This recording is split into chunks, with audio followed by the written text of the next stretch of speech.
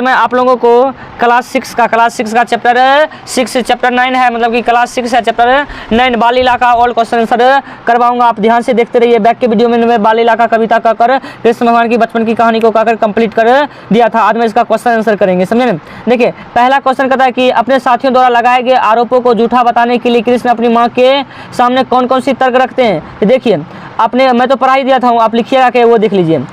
अपने ऊपर लगाए गए आरोपों को झूठा साबित करने के लिए श्री कृष्ण माँ यशोदा से निम्न बातें रखते हैं। सबसे पहला तर्क देखिए, पहला तर्क क्या देता है उसको समझ लीजिए। पहला तर्क में कहता है मैया मैं तो सवेरे गाय चराने मधुबन चला जाता हूँ और शाम में घर वापस आता हूँ। पहला ये हो गया। अब दूसरा, मैया सीके रखे मक्खन के बर्तन को कैसे नीचे उतार सकता हूँ, मेरी बाहें तो बहुत छोटी है, मेरी बाहें क्या है, बहुत छोटी है। अब देखिए अब तीसरा कहता है ये ग्वालवाल सब मेरे पीछे पड़े, मतलब मित्र जो सब है, मित्र मंडली सब मेरे पीछे पड़े हैं। ये बदनाम करने के लिए मेरे मुंह में मक्खन लेप देते हैं, मतलब बदनाम करने के लिए कृष्ण भगवान मुंह में मक्खन लेप देते हैं। ये तो सरासर झूठ बोलने कृष्ण भगवान। अब कहता है कि तुम तो इतनी भोली हो कि इनकी झूठी बातों पर विश्वास कर लेती हो। श्री कृष्ण ने इन्हीं तर्कों से यशोदा जब संतुष्ट नहीं होती है तब माँ को यह कहकर निरुत्तर कर देते हैं कि मैं तुम्हारा बेटा नहीं हूँ, मुझे जन्म देने वाली माँ कोई और है, इसीलिए मेरे प्रति तुम्हारे मन में भेदभाव है की भावना पैदा हो गई है। यही कारण मेरी बातें तुम पर विश्वास नहीं करती है। बताओ ऐसा किसी को माँ को बोलेगा कि मैं तुम्हारा बेटा नहीं हूँ, मुझे तो जन्म देने वाली कोई और है, इसीलिए तुम मुझे मारती हो, तो कोई भी माँ को दया आ जाएगा और क्या करेगी, गले लगा लेगी। क्या करेगी बाबू रे, गले लगा लेगी उसे, समझे ना। अब आइए नेक्स्ट क्वेश्चन देखते हैं। नेक्स्ट क्वेश्चन क्या कहता है, कहता नीचे कुछ पंक्तियां दी गई है, उन्हें पढ़िए और बाल लीला के पदों में उन पंक्तियों को छांट कर लिखिए जिनका भाव और इन पंक्तियों में समाहित है। देखिए कहता है कि मैं अभी बहुत छोटा हूँ, छोटी छोटी मेरी बाहें हैं। सिक्का जो एक प्रकार की रस्सी की बनी होती है जिस पर कुछ रखा जाता है, जिसको सिक्का कहते हैं। मैं किसी तरह पा सकता हूँ माँ, मेरे सभी दोस्त अभी दुश्मन बन बैठे हैं, मेरे मुंह पर जबरदस्ती माखन लगा देते हैं। तो आप इसका आंसर लिखिएगा, मैं बालक बहन को छोटो छीको के विधि पायो, ग्वाल बाल सब बैर पड़े हैं, बरबस मुख लपटायो। अब ख नंबर देखिए, ख नंबर क्या कहता है,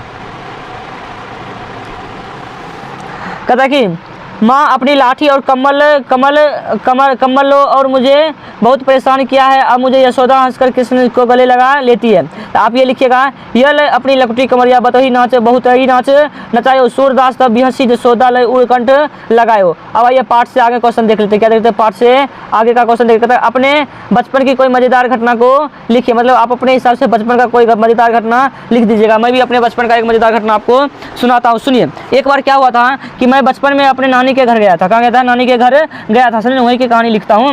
नानी के घर गया था। बचपन में नटखट जैसा मेरा स्वभाव था।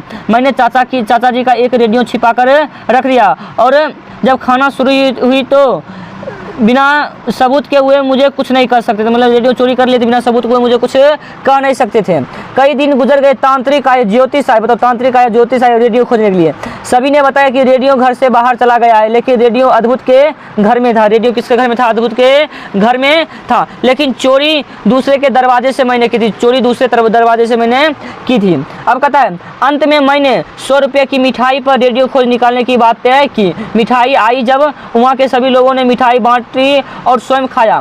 तब मिठाई खाने के बाद रेडियो मैं दूसरे के घर में छुपा कर रखा था, वहाँ से निकालकर सबके सामने रख दी। तब मैंने बताया कि रेडियो मिठाई खाने के लिए चुराया था। तब सब जोर जोर से हंसने लगे। ये तो मज़ेदार कहानी हो गई। आप अपने हिसाब से आप अपना लिखिएगा, समझे ना। अब देखिए आगे कहता निम्नलिखित पद का अर्थ अपनी मातृभाषा में दीजिए। मैं बालक को छोटो छीको के विधि पाओ, ग्वाल बाल सब बैर पड़े हैं, बरबस मुख लपटाओ। कहेगा मैं बालक तो बहुत छोटा हूँ, मेरी बाहें भी छोटी है, फिर भी छीका कैसे पकड़ सकता हूँ। सभी ग्वाल बाल मुझसे बैर रखने लगे हैं, मेरे मुंह पर जबरदस्ती दही लभेर देते हैं, मतलब लेप देते हैं। अब ख नंबर कहता है कि तू जननी मन की अति भोरो, इनके कई पति आयो, जिये तेरे कछु भेद उपजाई, जानी प्रायो जायो। तो आप इसके आंसर में लिखेगी, माता तुम मन की बड़ी भोली हो, जा इनके कहने पर विश्वास कर लेती हो। मुझे लगता है कि तुम्हारे मन में भेद पैदा हो गया, यह जानकर मैं किसी अन्य जन्माया हूँ, मतलब किसी अन्य माँ का बेटा हूँ। अब आइए व्याकरण देख लेते हैं। क्या देख लेते हैं बाबू रे, व्याकरण देख लेते हैं। कहता है कि निम्नलिखित शब्दों के स्थानीय बोली में क्या कहते हैं लिखिए। मतलब भटकियो, बहियन, छीको, पराया, लकुटी, मतलब अपना लोकल भाषा में क्या बोलते हैं। भटकियो मतलब भटकते रहना, बहियन मतलब बाँस, छीको मतलब सीका, पराया मतलब पराया या दूसरा, लकुटी मतलब डंडा या लाठी। आप कुछ करने के लिए भी है। देखिए कुछ करने के लिए क्या है। अब इसमें कहता है कि प्रस्तुत कविता में 6 से 7 वर्ष की उम्र का वर्णन कीजिए। जब याददाश्त के आधार पर अपने लिखिए कि जब आप इस उम्र में थे तो उस समय आपकी माँ आपके लिए क्या क्या करती थी। तो आप कहिएगा जब हम 6 से 7 वर्ष की उम्र के थे तब हमारे माँ हमारे लिए खाना बनाती थी, अपने साथ खिलाती थी, हमें सुलाती थी और कुछ कहानी सुनाती थी और कुछ पढ़ाती भी थी। अब बता कि सूरदास की कोई दूसरी रचना को भी खोजिए और पढ़िए। आप गूगल से सर्च कर लीजिएगा, बाबू रे, गूगल से सर्च करके लिख लीजिएगा, समझे ना।